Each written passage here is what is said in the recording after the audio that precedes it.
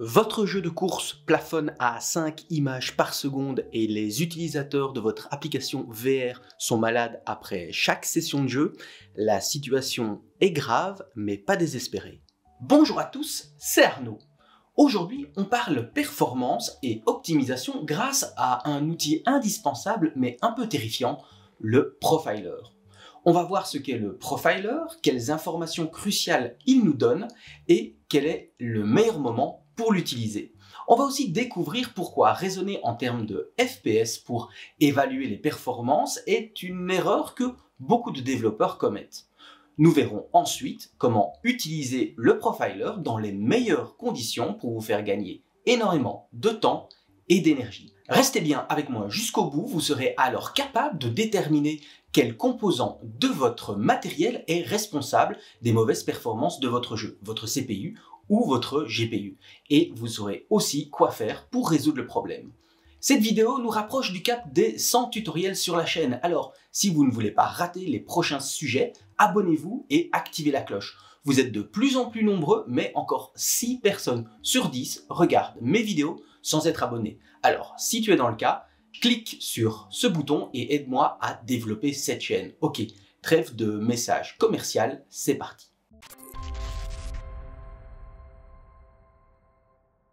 Unity met à notre disposition une collection d'outils pour monitorer et améliorer les performances de nos jeux. On peut citer le Frame Debugger que nous avons déjà utilisé dans d'autres vidéos, le Memory Profiler pour monitorer la mémoire et bien sûr celui qui nous occupe aujourd'hui, le Profiler. Il existe deux types de Profiler, échantillonneur et instrumental. Le premier, l'échantillonneur, va simplement récupérer à intervalles réguliers des informations sur les performances de notre jeu. Collecter des données de cette manière n'a qu'un impact négligeable sur les performances, mais on peut rater des informations importantes si celles-ci apparaissent et disparaissent trop rapidement entre deux prises successives. Il faudrait alors réduire l'intervalle, mais cela entraînerait des problèmes de performance. Le profiler de Unity n'est pas de type échantillonneur, mais instrumental. Ce type de profiler va placer des marqueurs, ici appelés profile markers, au début et à la fin des principales méthodes de l'API de Unity, comme les fonctions update, start et plein d'autres. Ces marqueurs vont alors mesurer le temps nécessaire à l'exécution de ces méthodes. Cette technique est très précise et tout est enregistré, mais a un impact sur les performances du jeu durant l'analyse. Il est aussi possible, en utilisant la fonction Deep Profiling, d'ajouter un marqueur sur toutes les méthodes et de tous les scripts. Cette option vous donne alors tous les détails, mais va exploser le temps de création du rapport du profiler. Bien, maintenant qu'on sait ce qu'est le profiler, regardons à quoi il ressemble.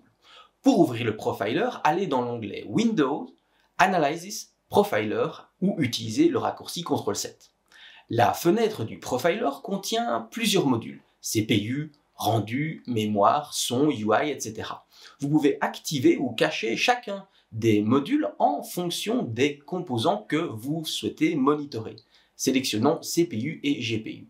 Lorsque vous lancez le jeu, le profiler commence à enregistrer ses performances et en cliquant sur le graphique, le jeu se met en pause et le profiler affiche les informations de la frame sélectionnée.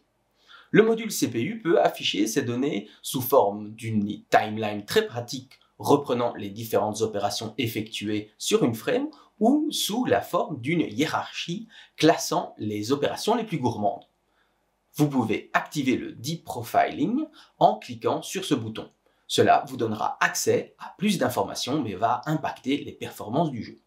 Le module GPU, lui, donne un aperçu des opérations graphiques effectuées par le GPU sur une frame. Si le profiler refuse d'afficher les données du GPU, ouvrez les Player Settings et désactivez l'option Graphic Jobs. En utilisant le profiler, nous pouvons vérifier si notre jeu respecte bien les objectifs de performance que nous nous sommes fixés. Mais pour cela, il faut commencer par les établir, ces objectifs. L'objectif le plus évident et auquel tout gamer pense immédiatement, c'est le nombre d'images par seconde que votre jeu est capable d'afficher, ou FPS. Mais raisonner en termes de FPS n'est pas la bonne manière de vérifier si votre jeu tourne correctement. Prenons un exemple. Mon jeu est capable d'afficher 59 images en 0,75 secondes. Mais il affiche la 60e image en 25 centièmes de seconde. Au total, j'en ai bien 60 par seconde. Mais l'affichage de la dernière image a ruiné l'expérience utilisateur en faisant laguer le jeu. Au lieu de raisonner en FPS, je vous propose de parler de temps image ou frame time, soit le temps nécessaire à afficher une unique image. Pour atteindre par exemple les 60 FPS, CPU et GPU devront effectuer leur travail en moins de 17 millisecondes, soit 1000 millisecondes divisé par 60. Si le CPU génère une image en 21 millisecondes et le GPU l'affiche en 13 millisecondes, on dit que les performances sont limitées par le CPU ou CPU bound. Si le CPU génère l'image en 14 millisecondes, mais le GPU l'affiche en 25 millisecondes, alors on est limité par le GPU, on est GPU bound. Il faut donc établir ce que l'on appelle un budget d'affichage ou frame budget, c'est-à-dire la durée maximale en millisecondes allouée à la création et au rendu d'une image. Celui-ci sera évidemment dépendant du support sur lequel tournera votre jeu. Mobile, PC, console, VR, AR ont tous leurs limitations et prérequis pour offrir une expérience agréable et être admis sur les différents stores. Par exemple, en VR, un budget de 11 millisecondes, soit 90 FPS, c'est le minimum. Les plateformes mobiles ont même des défis supplémentaires, comme la durée de vie de la batterie et la surchauffe, qui auront un impact aussi bien sur l'établissement des objectifs, mais aussi sur nos choix de game design. Mais on en reparlera dans une vidéo dédiée à l'optimisation sur mobile. Nous pouvons également établir d'autres objectifs de performance, comme le temps de chargement d'une scène ou la mémoire utilisée par le jeu. Mais aujourd'hui, concentrons-nous sur les performances en runtime. Maintenant que nous savons ce qu'est le profiler et comment déterminer un objectif de performance, il nous reste à savoir quand mesurer les performances de notre jeu. Et ça, c'est très facile.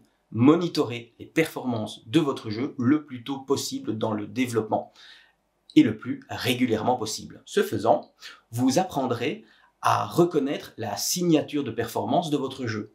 Et en monitorant régulièrement, vous pourrez facilement déterminer et résoudre les problèmes si des performances déclinent. C'est maintenant que les choses sérieuses commencent. D'ici quelques minutes, vous serez en mesure de déterminer si c'est le CPU ou le GPU qui plombe les performances de votre jeu. Ok, récapitulons. Nous savons maintenant ce qu'est le profiler, comment établir les objectifs de performance et quand monitorer notre jeu. Reste maintenant à plonger dans le profiler pour apprendre à le lire et déterminer s'il y a un problème. Première chose à faire et très importante, pour avoir les meilleures informations, monitorez les performances sur un build de votre jeu sur la plateforme et pas dans l'éditeur. Utiliser le profiler dans l'éditeur va en effet impacter négativement les performances en ajoutant du travail supplémentaire pour le CPU. Cependant, en gardant cela à l'esprit, vous pouvez toujours profiler dans l'éditeur pour des vérifications bien précises, mais pour une étude globale des performances, testez sur le matériel final. Pour créer un build connecté au profiler, cochez l'option Development Build dans les Build Settings et activez l'option Auto Connect to Profiler. Dans les Player Settings, décochez l'option Run in Background pour que le jeu se mette en pause, s'immobilise lorsque vous consultez le profiler. Après avoir créé le build, lancez votre jeu et vérifiez bien que le profiler est bien connecté. Les timeframes du CPU et du GPU exprimés en millisecondes sont alors affichés dans le profiler à cet endroit. Si vous souhaitez sauvegarder le résultat, pour le comparer plus tard, cliquez sur l'icône de sauvegarde. Bon, je ne sais pas si vous l'avez remarqué, mais il y a quand même pas mal de trucs qui s'affichent dans le profiler et ça peut vite devenir intimidant. Alors simplifions un peu les choses. Voici une frame. Durant son laps de temps, le CPU va effectuer plusieurs opérations. Il va exécuter le code du moteur, puis notre code, et enfin préparer toutes les opérations de rendu à transmettre au GPU, qui affichera l'image durant la frame suivante.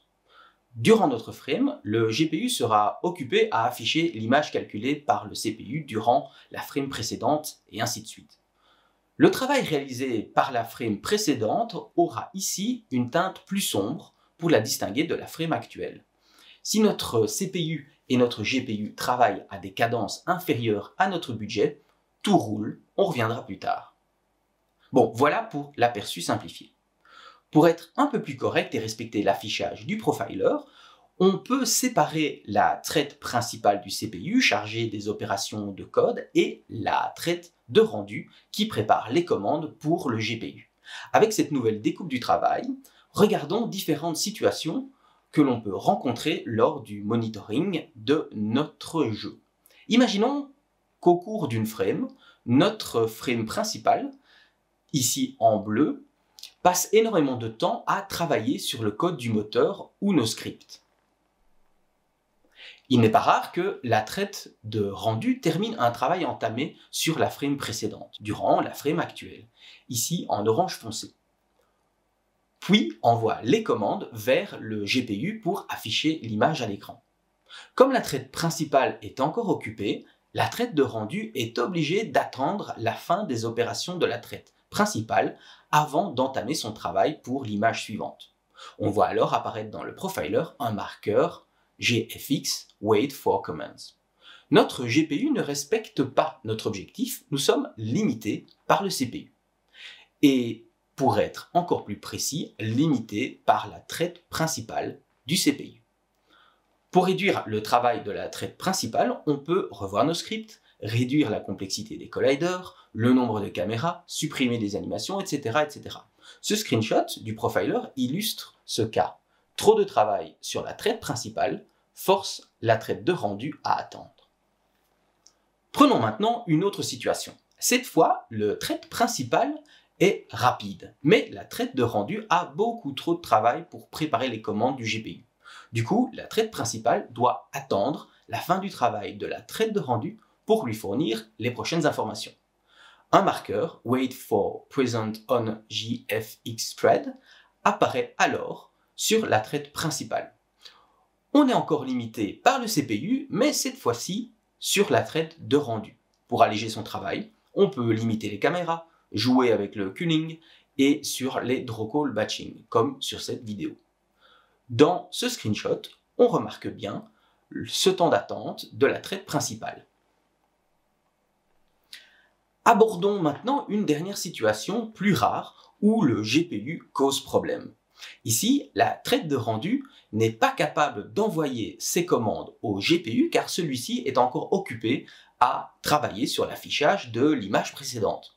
Cela entraîne alors des retards en cascade du GPU vers la traite de rendu et vers la traite principale.